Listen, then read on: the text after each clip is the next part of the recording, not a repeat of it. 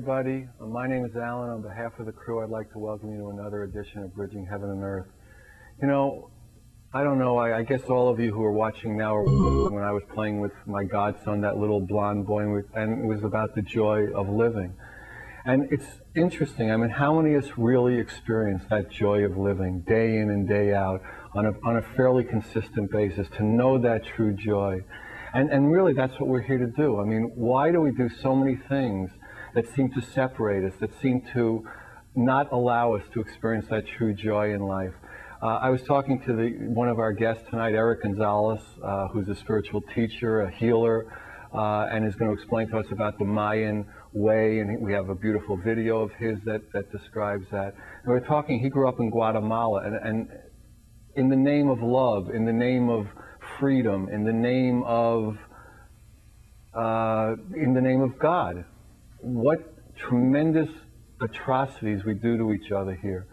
And he was telling me about all these villages that were just trashed. Men, women, and children were just trashed in the name of some goal, in the name of some desire, in the name of some holy war, in the name of some protection against the tyranny of something. And so much in our history as a human race has gone on with that type of carnage in the name of some higher cause. But it's really time now, as we've come into this new millennium, as we've come into a new day, as we've come into a new life, to really let that joy come into our lives. And the only way we're ever going to be able to do that is to find the true connection between us all. Not the places where we're different, not the places where you worship your God different than I do, or that you believe in this differently than I do, but go beyond that, go deeper than that. And behind everything is one love, is that true experience of God that has been talked about by all the masters throughout time. And it's time for us all to come into the experience of the true joy, of that transcendental quality.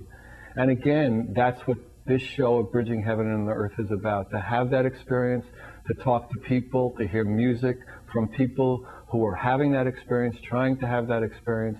And again, in each of our lives, we need to come back to that one truth, to that one love, because that's what it's about. And when we have that, then life can be joyous. Then we won't be going around desecrating and trashing and killing because they're gooks, because they're blacks, because they're niggers, because they're Jews, because they're kikes. Whatever stupidity goes on in our heads that makes us think people are separate, that makes us think that the dolphins are not part of our world, that makes us think that the oceans aren't part of what we are, and that allows us to trash them. It's time it came to an end. And it's time it came now. And the real reason, the simple reason, is we're never going to accept lives that joy and love if that's what's pursing through our lives, pursing through our heads, pursing through our consciousness. There is a consciousness of joy. There is a consciousness of love. And really, again, join with us in this show with Erick and with Sudama, who's been on before. He's an incredible musician. He's a celestial musician. We're trying to determine what that exactly means. But it means that his music is from the heavens. It's just a beautiful, uplifting experience for those who listen to it. We've heard him before. He's played songs from his 2 CDs are out. One is called Sudama, and the other he plays with his band Dreamtime Continuum. And it's just a delight to have Erick and Sudama here with us again. And it's time for us, let's say we who watch this show, we who do this show, have a taste of what it is to know the joy, but to go and bring that out in the world. And everyone we come in contact with, just everyone, from morning till night, to share that love and share that joy. And let's spread that vibration. It's just time. I mean, the stupidity has just got to stop. So please, as we do at this time, join me in a meditation, and then we'll be here with Erick and Sudama, and it'll be a beautiful show. And just settle in. If you don't know how to do a meditation, just relax, calm down, get comfortable in your chair, and then we're going to be in for a beautiful show. So please join me.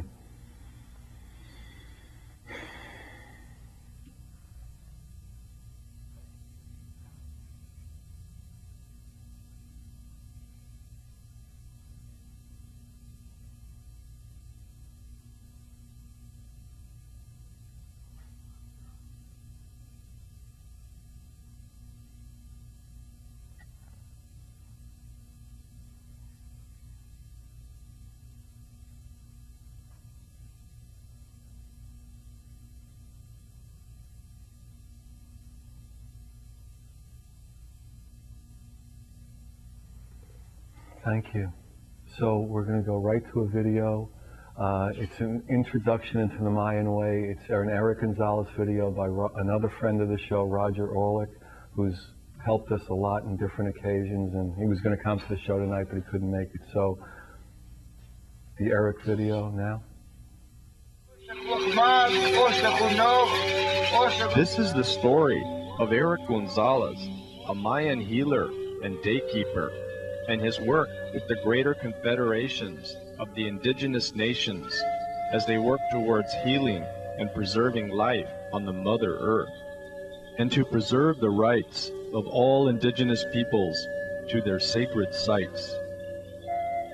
The goal is to build alliances and unite the indigenous and non-indigenous residents of the Mother Earth. From the ancient ones, the sacred Mayan knowledge and teachings has been passed down through each generation for thousands of years.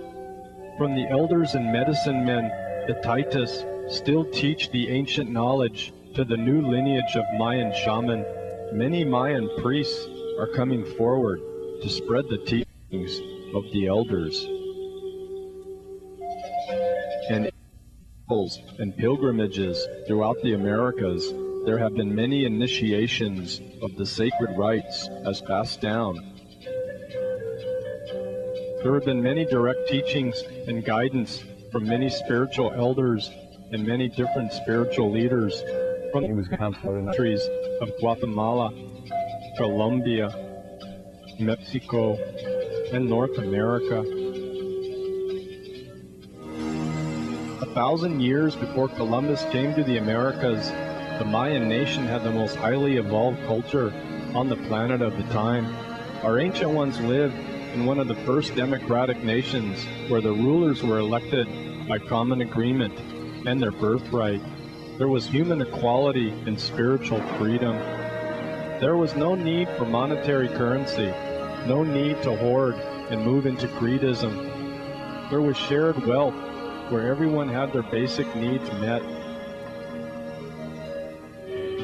The Mayan people focused on their creativity of their higher purpose in order to develop their true potential. The ancient Mayans had the most beautiful cities and the most beautiful parks, and there was always the beautiful schools. The ancient Mayans were brilliant mathematicians and very advanced astronomers. They were known as the timekeepers among all the indigenous years. The ancient ones charted 7 galactic systems and were known as the intergalactic travelers, with the ancient Mayan calendar being in use for over 100,000 years.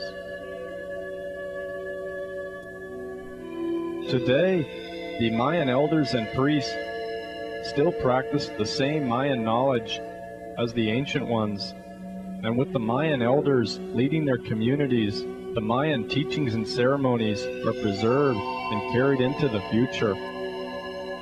With the women and children involved, the entire community, under the guidance of the elders, all practice the Mayan way of life. As written by the ancient ones, the great spiritual wisdom that is written in our Mayan prophecies speaks about the transformation of the earth. Our ceremonies, practices, and teachings prepare us for entering the higher dimensions.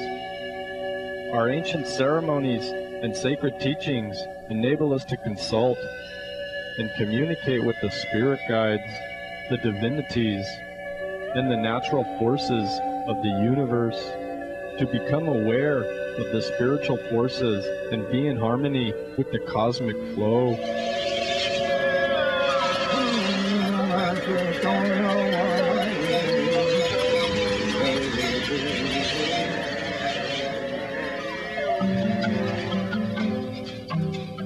And so it is within the Mayan divinations that the ancient ones created the Mayan stela, which marks time and space from the 13 interdimensional vibrations. For this is the sacred Mayan way of life, the interdimensional, intergalactic matrix of life. The Mayan people used the sacred bundles, the Mayan oracle, and crystals, for the Mayan calendar is the blueprint for unlocking time and space. The elders and spirit guides believe that now is the time to come forward and share the sacred knowledge of the universe with all of humanity, so that life here on earth will continue to flourish.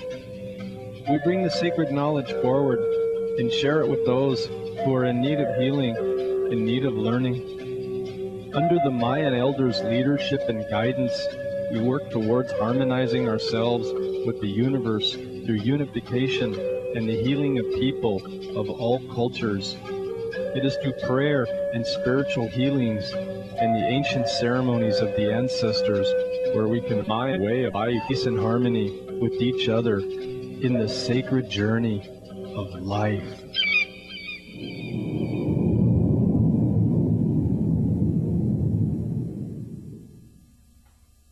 Welcome, we're on the set with Erick. Welcome, Erick. It's wonderful to have you.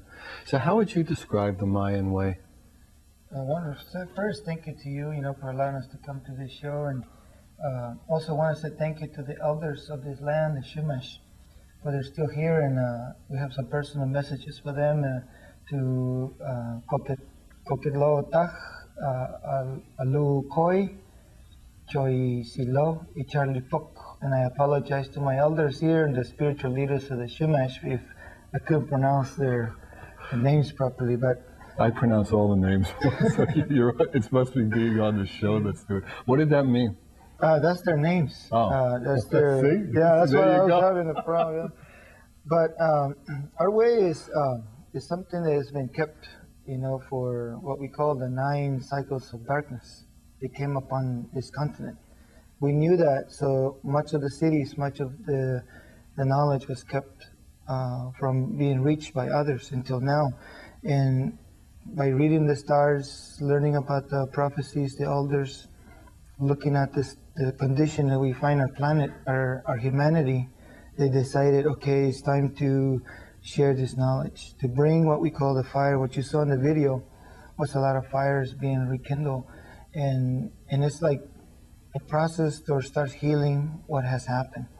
And until we come to terms with the truth of what we have done to ourselves, to our families, to our world, and what we are continuing to do, we won't be able to get this healing, and what Time is all life as we know it here. And what are the truths in that way? In our way is that we consider all things to be sacred, all things to have the same rights as we do, to live, to take in the air, use the fire, use the waters, and everything maintained in a balanced way. So we don't take more than we need and throw away half that we didn't use, as we do in this culture now. Our way is to be in harmony with all the natural forces of life, not only within this third, fourth dimensional world that we know, but with the multidimensional worlds that we are part of. So one thing affects the web of life is that every strand is connected. So whatever we do to that, it will affect us as well. So our way is now is to, and it has been always, to maintain that balance. And we can have technology. People were very knowledgeable in many things, the mathematics, the architectural, the geometry, the astronomy, astrology, the ways of healing that we still practice today, the ways of traveling through the intergalactic spaces. And we didn't need to pollute the air. We never polluted the waters. When this land was found, or travel here, it was truly a paradise. And so we would like to remind the people now that the world now is a close community, and it's affecting everything now. So much is at stake. But the elders in many nations have agreed that the point of no return we have not reached yet. So we still have a lot to do. We still can do a lot and kind of turn the ship around, so it's not like the great Titanic on full speed ahead. And there's a saying we said, the ignorance of what is this? The ignorance of I can't think of the word right now, but it tells us about our ignorance to know that we're going full speed ahead, but we want to accomplish something without looking at the consequences. And this ship is about to hit the iceberg. It's now already hitting, and we need to really turn something around. And there have been prophecies about this time being the end times or the apocalyptic times unless changes happen in a lot of the indigenous tribes, right, and the indigenous peoples. It's not a dead end, you know. It's a new beginning. The Maya calls it a new dawn. So we have come into a new dawn after this dark time. With the mathematics, the astronomy, the architecture of a lot of the temples like Chichen Itza marks on the winter solstice of December 21st, 2012 as a very important transition time for our experience of this world, meaning that the end of the age of the worlds is coming, but it's not an end of life, and it doesn't have to be. But we are participants in that, how much you will survive. Because as we see, nature has changed quite a bit. The weather is changed. Aspects of all, of life throughout our environments has changed. So we the animals, having to readapt in many ways. And so there's something telling us there's a great change happening. And so now we just need to pay attention and stop being self-destructive or greedy. Start looking at what can we do for the seventh generation. Like our people always thought, speed ahead.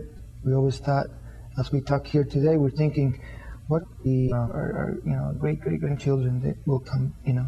So at this time that we have is our nations are what we are following the prophecies of the condor and the eagle.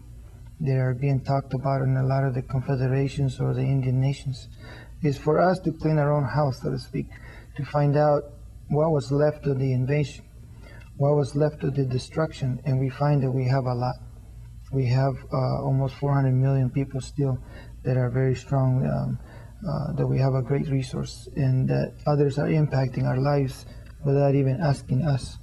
So as we strengthen ourselves, we unify ourselves, we go into the next prophecy, where we said that the people made out of the colors of the corn, which is the red corn people, the black corn people, the white corn people, and the yellow corn people will gather around the sacred fire in ceremony, in prayer, to find the balance, the harmony, the respect, the mutual love, the mutual work, so that we can find the solutions to the problems that we are facing today, so that we can survive. And so this preparation will prepare us for the communication and the participation and the integration with the blue corns people, which we call them the sky people. And there's some already a lot of communication and participation with that part. So that we're doing our part. We can't do it on our own. There's no longer an isolated world. What happens in Africa or Europe or here affects the whole. So nations like the Kogis from Santa Marta, Colombia, they call themselves the elder brother. And they have not been contaminated by this society for all these years. And there's others like the Witoto and the Arawak that we have sat in council with them. And they said that we must unify this, what we're doing right now, that we are doing our part, but we cannot survive without educating everybody. If nobody, changes as a unity, then the ones who are trying to change, the ones who are trying to become balanced again, will not be permitted by those who are still greedy, are still sick.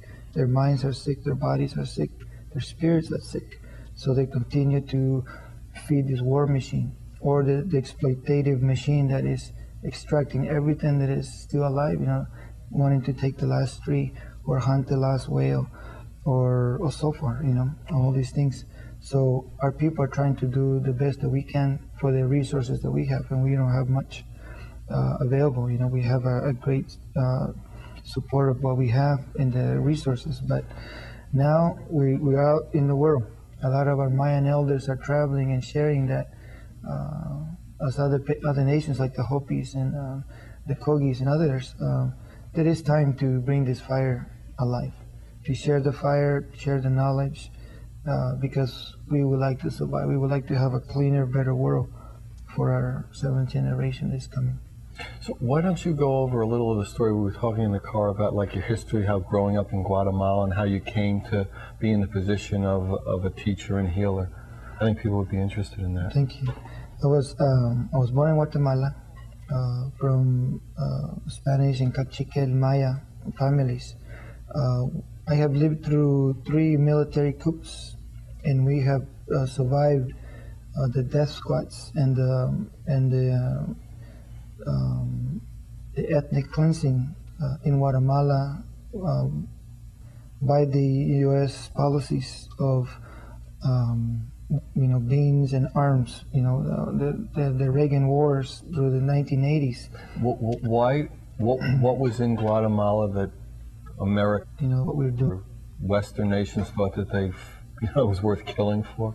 Did they have oil? The communist threat. Oh, the communist threat. But our country is rich in coffee, bananas, a lot of minerals, and then the Mayas always had a passive resistance, where you can move that nation to wherever you wanted to do.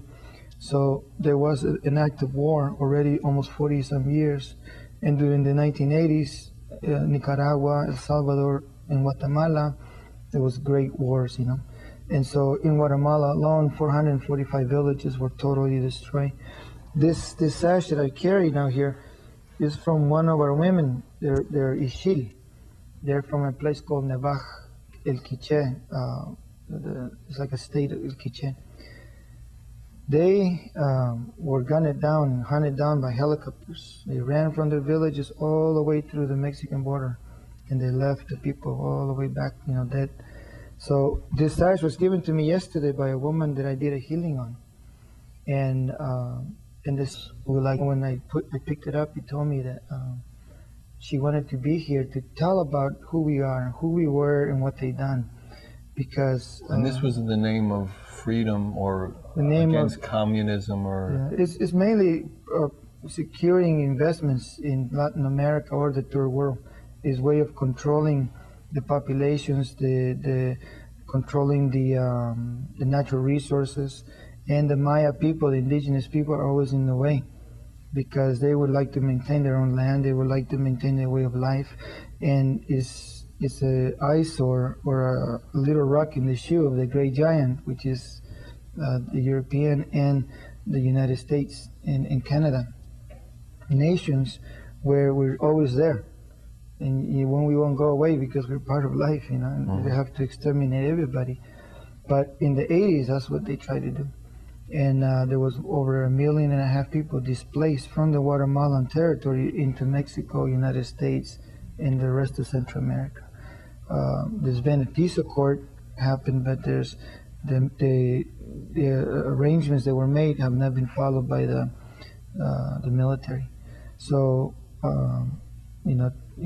again, the history goes on and on. Colombia now is going through the same thing, a very ugly war. This woman, these people from Nevaj, I met another woman last year, and I said, we talked for a while, and she said, I said, well, how was it over there, Our women don't like to show much of their skin, they're very prudent, But she opened her blouse, and showed me a gun wound that the bullet had gone through. But first it went through her baby as she ran, and then went through her, and she was left for dead. Now she works with the Mayan women and children who are been, they're suffering from the atrocities that were committed against the Mayan people. So she's a counselor, so to speak, a leader.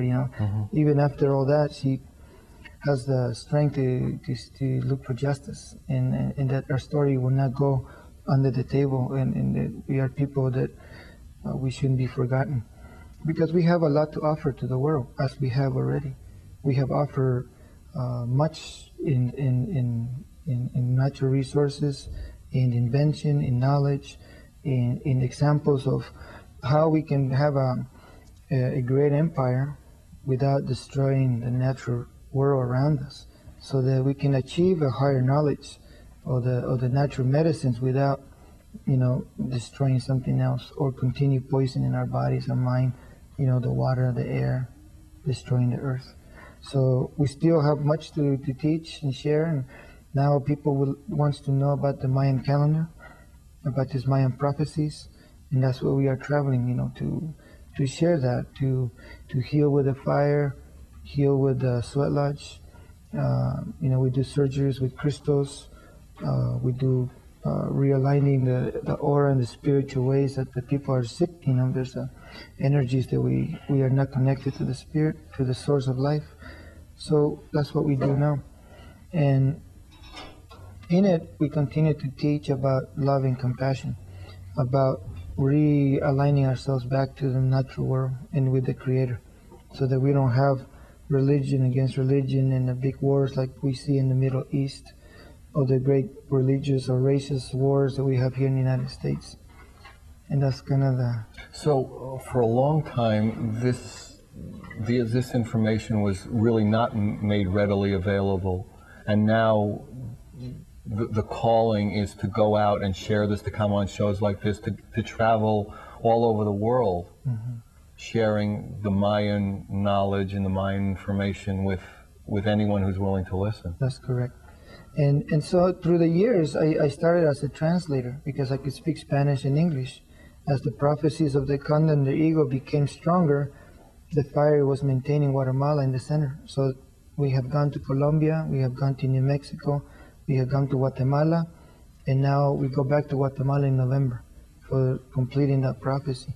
So my job was to translate. But those elders, they trick you, you know. They say, come here, do this, do that. And pretty soon they send you on an errand, or they ask you to represent them. Or until now, I am what they call an achkich. It translates into a spiritual leader of the Maya, or a priest, you know. But we're more of healers and leaders of the Maya people, spiritual leaders. And we'll talk about this in the next section. Maybe now we'll do the Sudama set.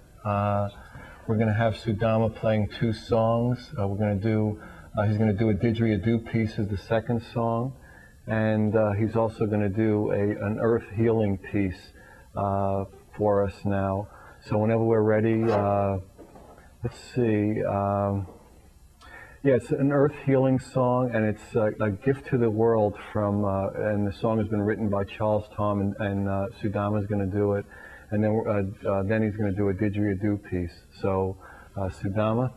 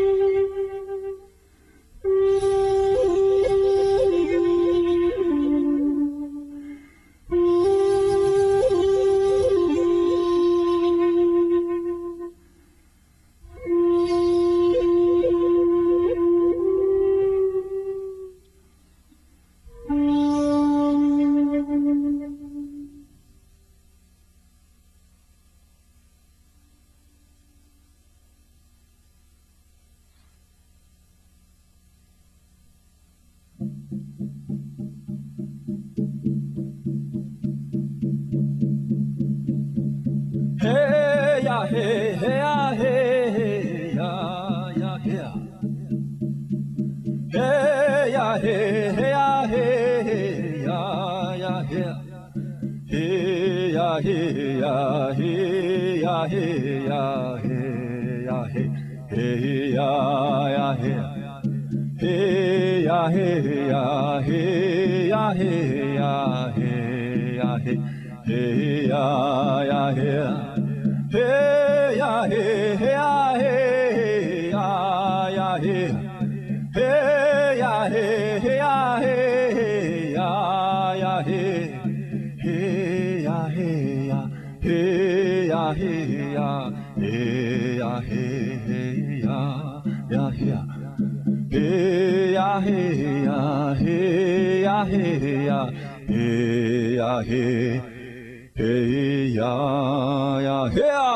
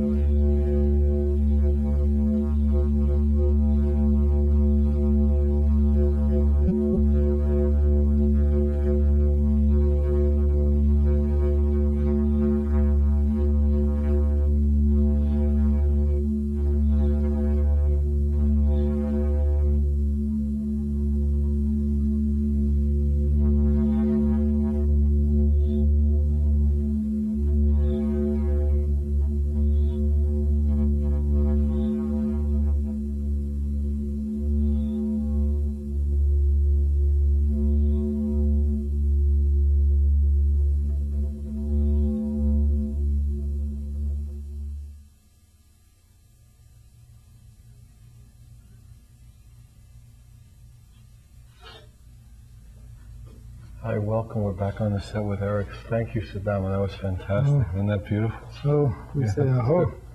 Home Takuyasu. We say. Oh, is it? The Takuyasu is In Lakota. Lakota. In Maya, Mateo Shaway. What is it's mean the same thing? Yeah, thank you. Thank you. Mateo Shaway. Yeah, it was beautiful. So, are you going around and teaching methods to help people in the transition, say from darkness to light, from unconsciousness to consciousness? How are you helping bring about this process? Yeah, our way of life is very interactive with like the forces of nature, with what we call the spirit world, and then with each other. So we are very conscious of the energies that we are sharing here and what we are portraying, you know. So one of the things is there's three things we don't separate from our process is one, our continuous self-healing. We continuously go to another healer and ask for help, ask for guidance, like, you know, to our elders or brother or sister, you know, the young people who are healers, you know, ask them for their blessing, you know. The second is that we continuous learning, because there's so much to learn. There's so many things that continues to enhance who we are. The third thing is the participation in the ceremonies, the active dance, the pouring of the water on the stones in the ceremonies in the soil lodge, or our pilgrimage to earth, you know, to go to the places where the energy is concentrated. You know, we call them sacred sites. The scientists call them, there's maybe vortexes there, or the energies are a little different, you know, than the rest of the area around them. So that this is a pilgrimage. So those three things create the akih, which is who we are. In our Maya, they say a leader is that person who can listen to his elders, follow the leadership of the people, take their counsel, and then that their brothers and sisters stand with that person to empower them, to support them. And the third, that the youth follow that person, that they're willing to sit there and listen, you know, and learn from that. So then the elders, the people watch this thing, and that's when they give what we call the sacred bundle and become the pipe carrier or the staff carrier, or who has the honor or the respect and the responsibility to pour the water in the sun, or to lead in the pilgrimage. So that's what we teach now, is how to become, you know, one family and one community, world community. Not that we're making everybody Maya and preaching our way, no, that we are setting the stage so that we can all participate in it. We had Tibetans, you know, in certain ceremonies. We had you know, different pipes like the Mitakias and the Lakota and other tribes bringing their sacred pipes to the ceremonies. Others will bring the white buffalo dance, you know, from Nambe Pueblo and my brothers in New Mexico. And others will bring the Aztec dances, and we have our own dances. And in that, all this is prayer.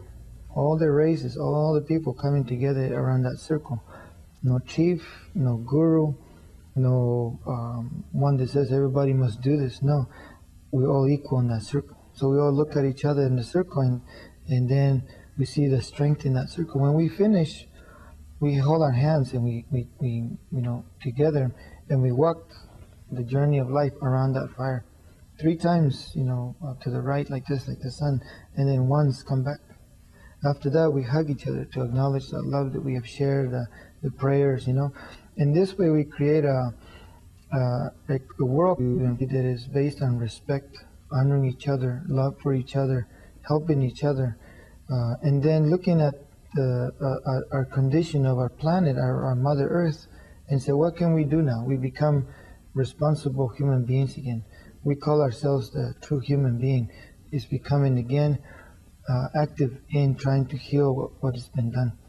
And so in that, we go through our own process. You know, we make many mistakes and much we have to sacrifice, and we find truly the resistance for the world to change because it's too comfortable. It's too greedy still to wants to take, and but nature is changing. and it will force the whole humanity, just like it's doing in the Great Belt of Africa with the drought, or in other places of the world. It will force us to look at these things, what we're doing, and either survive what is coming through the catastrophes. Every year they say record heats, record rain, record drought, record hurricanes, record earthquakes, and it will increase more and more. As the earth tries to heal itself, and we continue to make that sickness, then it will recognize where the sickness is coming from, and it will heal itself from that. That's us. So we are, if we, let's say we're doing our job and all the people here are not, then we are going down with it. So maybe some of us will take the responsibility to come around, and share like it has done in the past. And in our nation is very receptive. We're trying to really heal, and we have many nations, from the many languages, but that fire is what connects us all together. No one, says, oh, that person is walking the wrong way, or that person kneeled down and kissed the earth, or that person, the pipe went up before it went down. Nobody judges nobody. And it's a rainbow gathering, and there's no one's excluded for any reason. If they want to participate, they're welcome to participate. Exactly. Our ceremonies are open. The exclusion no longer, it no longer will help us survive. Some nations, because of their own survival and their own experiences, are closing their doors, and that we think is detrimental to them and to all the rest of the people. So what we need to do is still, build that trust with those nations, and show that there's nothing to be feared anymore. What else can they take? They took our land. They killed millions of our people. They took our freedom. They continue to do these things, but they can't take our spirituality. They can't take the connection to that Creator. And now millions of people are looking at us and saying, "Look at those people, still having something." And so there's a spiritual thirst in the world, a spiritual hunger. So what happens? They come and ask us, "Hey, how come I'm not fulfilling with all that I have?" And he says, "Well, give it up, put it to good use. Walk this sacred way, be gentle to the Mother Earth, be gentle to yourself, love one another, come in peace like this." And so that's what we share, And so many people are saying, making that the part of their life, because there's something that is working, Some of the medicines that we have, some of our ceremonies really uplift the people. Let people have the experience of that love, of that connectedness. Yeah, and evolve from that, And at times, when the consuls I was translating, they said, "Well, let that ship go down the drains. Let them go down. Let them go. Why do we care? Look what they've done to us." And others say, "Well, we're anchored to that ship. Yeah, it's one ship. They're pulling us. They're pulling us in, or they're gonna run us over." Yeah, it's too bad you can't separate the parts of the ship. Right.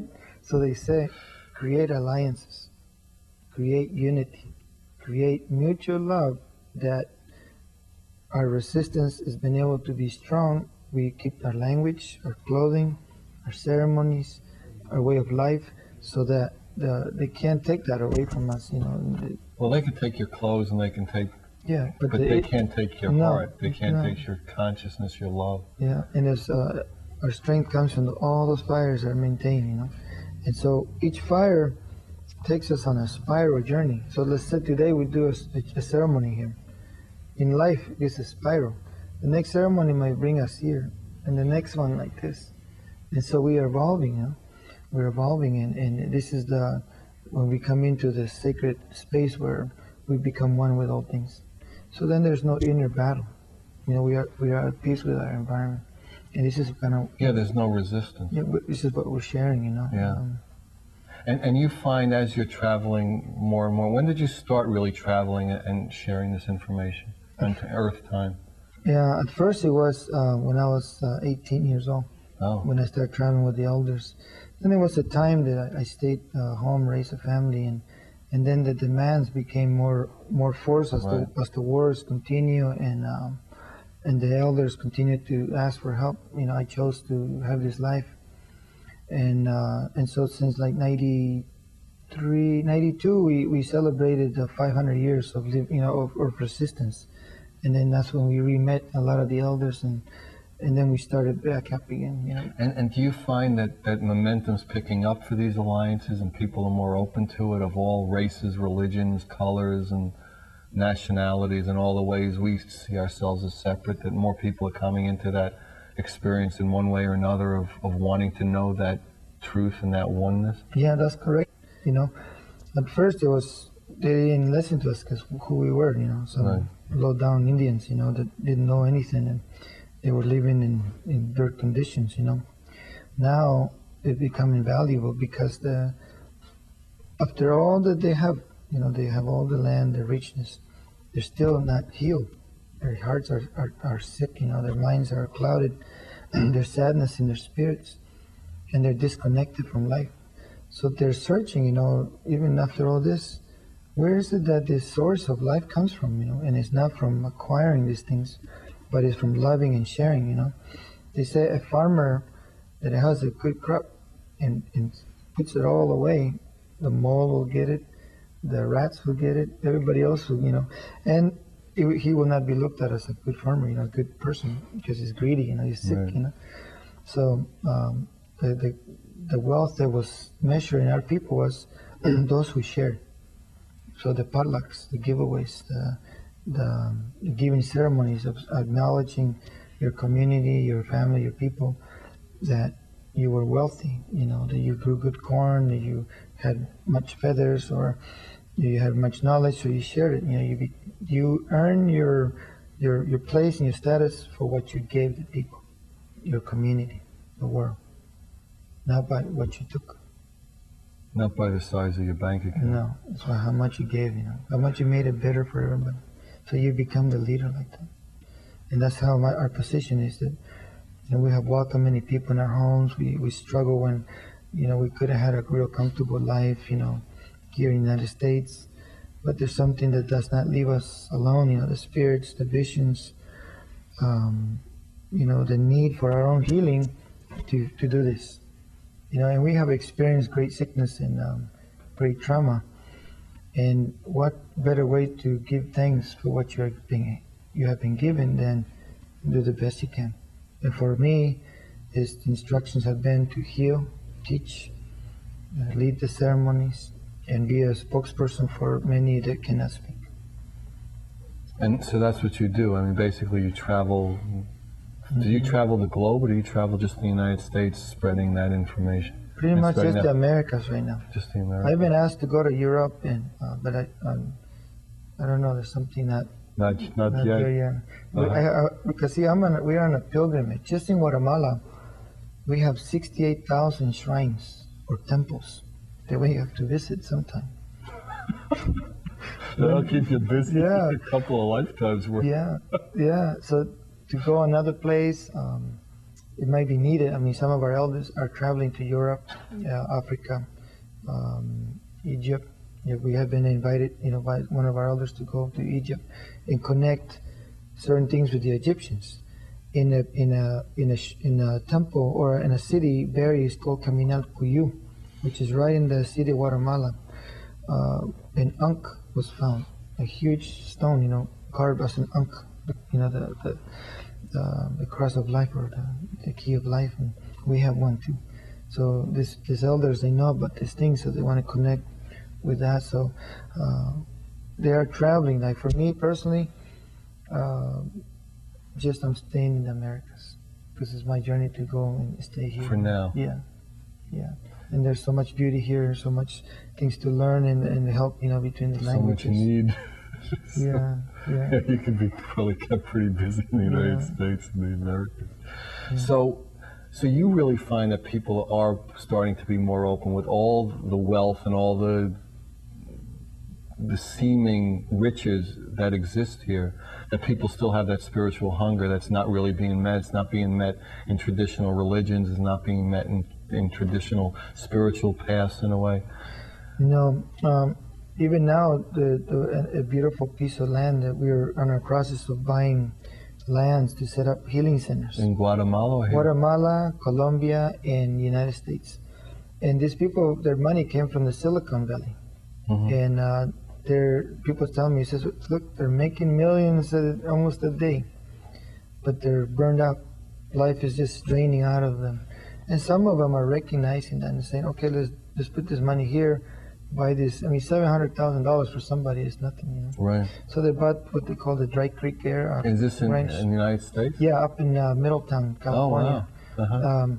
How many acres is it? 950. Wow. Yeah, Any beautiful buildings water. on it or nothing? No, just pristine. Wow. A lot of shrines that we use there, a lot of like caves and a lot of places that we use for ceremony, waterfalls and.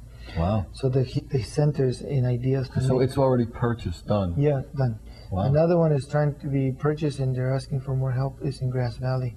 That one is 650 acres or so.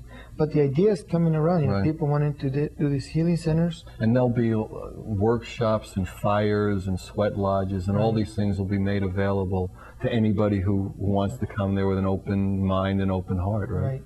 And our idea is to make community gardens, organic foods, medicines, and then create seed banks. Because right now, throughout the world, there's a monopoly. There's being tried by companies to secure the seeds because they control the food process. Right. So they're very dangerous to every human, whether you're rich or poor, whatever color, is that you should have seeds that are old strain.